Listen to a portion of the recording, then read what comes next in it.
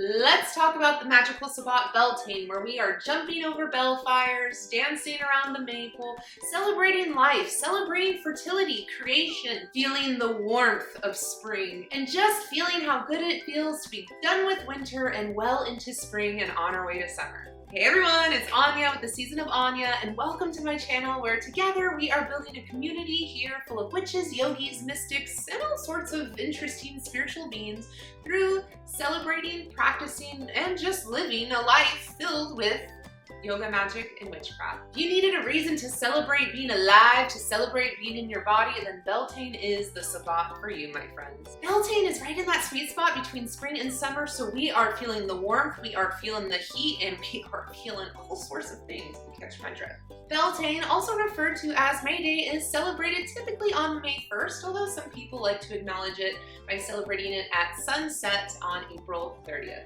Especially for the Celts and many Northern Europeaners, this is a time to celebrate and be fortunate that we are experiencing warmth, warmer days. We are officially out of the yuck of winter. That yuck of spring is no longer, and we are just here embracing the warmth, thriving, and celebrating. For Beltane or May Day, many witches, pagans, and other folks do enjoy dancing around a maypole. But why? Well, we are gonna get really honest here. Beltane is a fertility festival, and, well, the giant maypole definitely symbolizes a giant something something, if you catch my drift. Simply put, the giant maypole symbolizes the phallic representation of the god or divine masculine, while dancing around the maypole and weaving our intentions in with beautiful ribbon and dance and song represents the divine feminine or the goddess, thus symbolizing the union of the divine feminine and the divine masculine, creating a beautiful festival of fertility, joy, and overall good times. And yes, we do need to celebrate the divine act of sex, because, well, our livelihood depends on it, the future generations depend on it, and humanity as a whole depends on it. And truly, if we don't celebrate life for what it is as we are right here, right now, especially in this Beltane season, next thing you know, it's going to be Season of the Dead, and we're going to be sad and depressed anyway, so we might as well get it while the getting is good. This season is about joy, it's about community, it's about being vibrant, it's about being alive, and it's just about feeling good. Beltane is synonymous with bonfires. The bonfire is lit to symbolize purification, transformation, and the sun's strength. We need the sun in order to thrive. Our crops will die if we don't have sunlight. With the lighting of the bonfire, it is a very common practice for witches, pagans, and all sorts of practitioners to jump over the bonfire to receive blessings, to symbolize purification, transformation, and just overall a good cleansing of our juju. And quite honestly, it's exhilarating, it's a bit scary. That's the point, it's to ignite our senses and bring us a little passion from within. You know what I mean? If you're liking this content so far, go ahead and hit that thumbs up and subscribe button so I know to make more content like this. So, how do we celebrate Beltane as a witch? Well, for tip number 1, if you're a fellow yoga witch like me, I definitely recommend some invigorating, releasing postures and asanas for your practice. Stuff that awakens that Shakti energy, that Kundalini energy, and just opens up and allows you to release and just simply let it out. I'm gonna have a really good invigorating Beltane yoga flow coming up, so make sure you're subscribed and I'll link that video down below. Tip number 2, collect wildflowers. Sure, we can go to the store and get a beautiful bouquet of flowers, and that's cool too, but the act of going out, getting your butt out in nature, hello, and collecting some wildflowers responsibly, forage responsibly, blah, blah, blah, but doing that act of going out there and seeking it and connecting with nature in such a way is such a beautiful thing.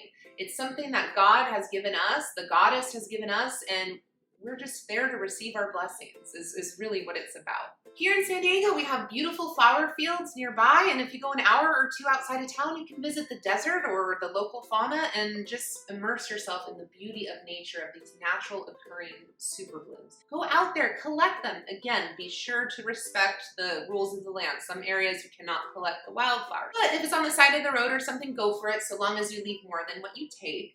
Connect with it. Don't know what the species is? Perfect. More reason to connect with the land. Hello, this is what I am talking about. This is what it means to be a witch. Connect with the land, collect some flowers, put them in your book of shadows, and learn about them. What a beautiful way to connect with this beautiful energy of Beltane. By the way, what kind of wildflowers grow in your area? I want to know. Drop a comment and share with the community. Tip number 3, set up your altar for Beltane. This is by far my favorite tip for any witch who doesn't know how to really get into the essence of the season. Simply connect with your altar by setting up a new one for the season. Setting up an altar is so nice because you are just basically putting your spiritual practice all in one little space and just connecting with the energies in a way that makes sense to you. Because that's really what this is about. I could tell you a step-by-step on how to set up an altar, sure, but it's about connecting and feeling those energies. What inspires you? What ignites your passion? Put that on your altar. But for those inquiring minds, I do have a Beltane altar tour video up right here on my channel. It's already up. It's filled with witchy wisdom and just general inspiration for connecting with the season and having that show up and having that be created on your altar. It's a really fun video. I know you'll love it. Check it out. Tip number 4, connect with your sensuality. Now look, this can be as sexy or as mundane and prudish as you want it to be. But however that manifests to you, I don't want to know, you don't need to comment on this one. Do something that connects with your sensuality. Do something that makes you feel sexy in your body, whatever that means to you. It could simply be just like a self-love bath or wearing something that makes you feel a little sexy. Which ultimately leads me to my next point, tip number 5. Dance and flow. Good God, don't do that. They might actually kick me out of all festivities. Please don't do that. Jokes aside, get out there and dance. Nothing is more freeing and rewarding than really being uninhabited by your ego, by your negative self-talk, by judgments you have on yourself, and just letting go and dancing and feeling the flow and surrendering to the flow.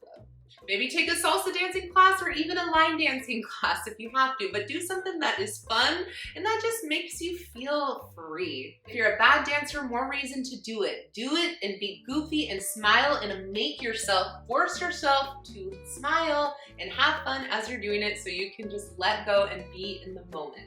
That's what this season is all about, my friends. Tip number 6. Do something that makes you feel scared. Now, if you want to take it to the extreme, you are certainly more than welcome to doing something like, I don't know, skydiving, but maybe even something a little smaller, right? What makes you feel scared on the everyday? Maybe you need to approach that cute person at the gym that you see all the time, but you're too scared to do so. Maybe it's public speaking. Maybe it's making a fool of yourself on a YouTube channel on a daily basis. Do it, but work with that adrenaline. Utilize that energy to fuel your passion. I'm telling you, it is freeing, it is fun, and that adrenaline boost is only gonna build you up, my friends, and that's why we're here. My next tip number 7, is to reconnect with your passions. How many times in life have we been like, man, I used to love when I did that. I just stopped making time for it. Sad. No, don't do that. So often in life, we stay connected to our misery and our displeasure, but this is not the time of year to do so. Go out there and do something that brings you pleasure, that brings you passion.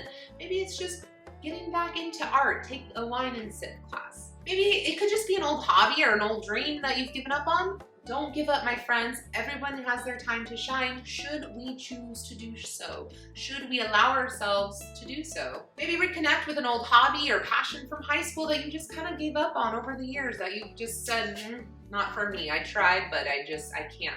Yes, you can. Don't give up on yourself. That's no fun. What is the point of being alive if we're just living in these empty shells? No.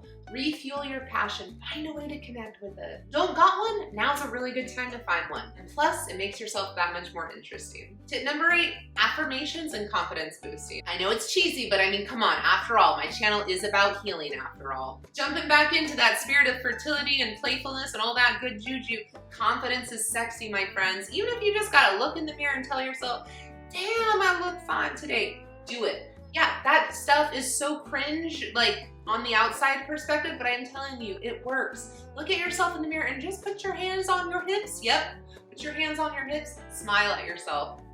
Believe it or not, it took me years just to be able to do that, and I say that with absolute truth, and I'm so glad I pushed through that BS, because honestly, the life of being depressed and alone and sad is just, Not for me, not for this girl anymore, no, no. I'm gonna link a video too for some witchy self-care if you need some advice to kind of build yourself up. And if you want to see more videos about healing through yoga, magic, and witchcraft, the actual healing journey, do drop a comment because that is something I'm very passionate about and it's really the heart of this project after all. And finally, for my last tip, make a flower crown. Believe it or not, I got all of these materials from the dollar store. This thing cost me less than $10 to make, maybe no more than $8. Look how cute it is though, for real.